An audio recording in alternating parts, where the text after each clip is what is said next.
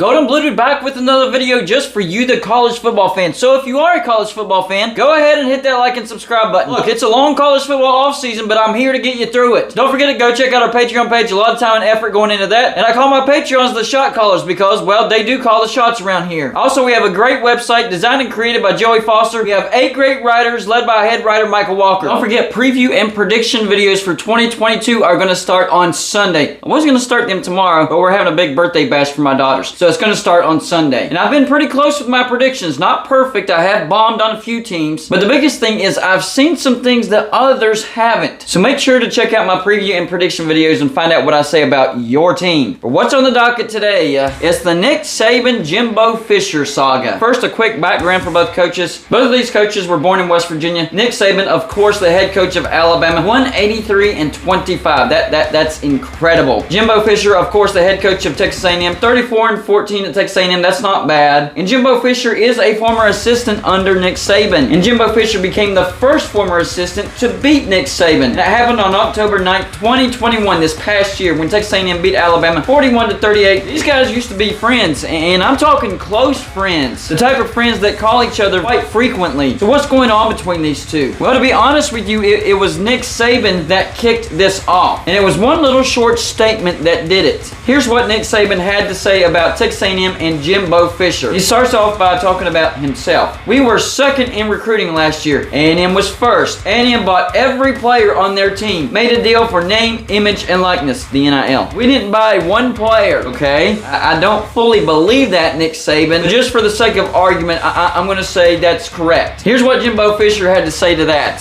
He was not happy at all. First, he says, Nick called me. I didn't take the call. We're done. So this ended a friendship. One sentence or a couple of sentences ended a friendship. Jimbo goes on to say, he's the greatest ever. When you have all the advantages, it's easy. When you walk on water, I guess it doesn't matter. I don't cheat. I don't lie. If you did, my old man slapped me across the face. Maybe someone should have slapped him. Okay, that's an actual physical threat. That's kicking it up a notch. He goes on to call Nick Saban despicable. He says we didn't buy anybody. No rules were broken. A reputable head coach, talking about Nick Saban, should come out and say this when he doesn't get his way or when things don't go his way. A narcissist. The parody in college football he's been talking about. Go talk to coaches who coached for him. You'll find out all the parody. Go dig into wherever he's been. You can find out anything. So he's saying that Nick Saban has done some very shady things. Straight up cheating. Jimbo goes on to say, some people think they're God. Go dig into how God did his deal. You may find out about a guy. A lot of things you don't want to know. We built him up to be the czar. Football. Go dig into his past. It's despicable. So you can definitely tell that small phrasing, couple of sentences that Nick Saban said really got under Jimbo's skin. Like he went off. And apparently the friendship's done over with. That's the thing of the past.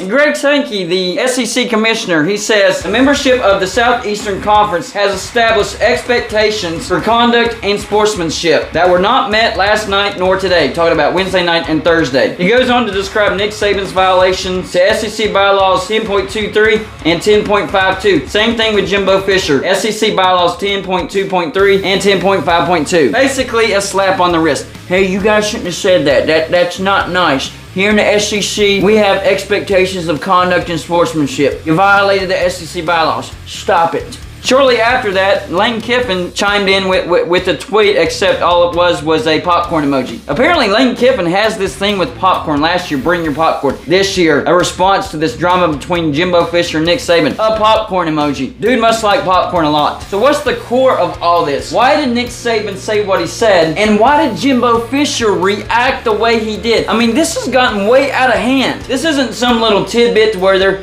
arguing a little. No, a friendship is done. What is the core of this? Basically, it comes down to a massive uptick in Texas A&M recruiting. That's what this is all about. So for the 2021 recruiting class, Texas A&M was number 8, just 1 5-star, 15 4-stars, and 7 3-stars. Alabama had the number 1 recruiting class, 7 5-stars, 16 4-stars, and 4 3-stars. Massive change to 2022 recruiting class rankings. In 2022, Texas A&M is the number 1 recruiting class with 8 5-stars. That's 7 more 5-stars than the previous year. 19 4-stars and 3 3-stars. For Alabama, the the number 2 recruiting class, 3 5-stars. That's 4 5-star drop for Alabama. 19 4-stars and 3 3-stars. So this comes down to a total of 11 5-stars. That's what all this boils down to. That's what this argument's about. That's what this friendship that's over is about. It comes down to 11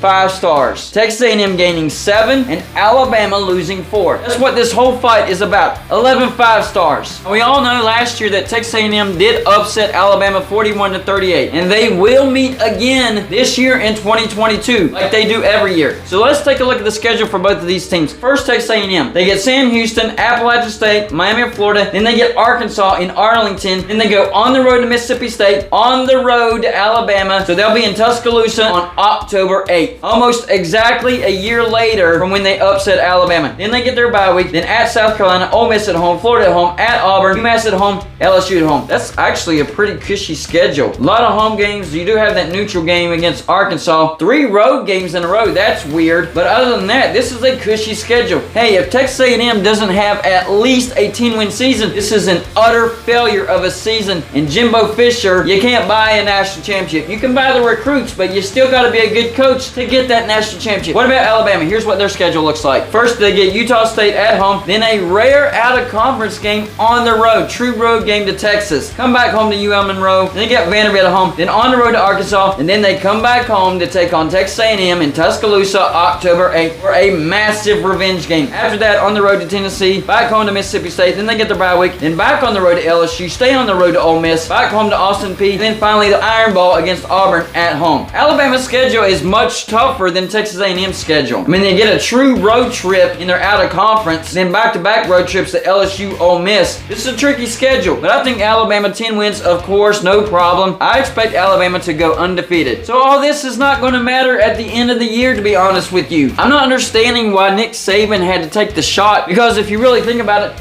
everybody's buying players. I know Nick Saban said he doesn't do it. He's lying. He does it. They all do it. That's the name of the game. Then the weird thing was Jimbo Fisher's response. I mean, he acted like Nick Saban called him a criminal. All Nick Saban said was, you're doing what everybody's doing. Even though Nick Saban denied that he was doing it, he's doing it too. So all he's saying, Jimbo, is that you're doing what everybody else is doing, except you're doing it the best. Now can you convert it into a national championship? So I honestly don't get why they're so mad at each other. They're just talking about something that everybody knows about. Everybody is buying players. We know it. And it's legal. Nobody's breaking the rules. So how do these two match up if this did come down to a fist fight? How do they match up? Who would win that fist fight? Well, I'm going to give you their introductions, and you let me know who would win in a fist fight between Nick Saban and Jimbo Fisher. First up, in the burgundy corner, he hails from Clarksburg, West Virginia. He stands at 5 feet and 10 inches. He weighs in at 150 pounds. At the age of 56 years old, won national championship. He is the thorn in Nick Saban's side, Jimbo Fisher. And in the crimson corner, he hails from Fairmont, West Virginia. He stands at 5 feet 6 inches. He weighs in at 165 pounds. At the age of 70 years old, with 7 national championships, the greatest college football head coach of all time, Nick Saban. There's your introductions, physical attributes of both guys, their accomplishments. Now y'all let me know who would win in a fist fight between Nick Saban and Jimbo Fisher. That's all I got for you for this show. Like and subscribe if you haven't already, and I'll see you on the next show.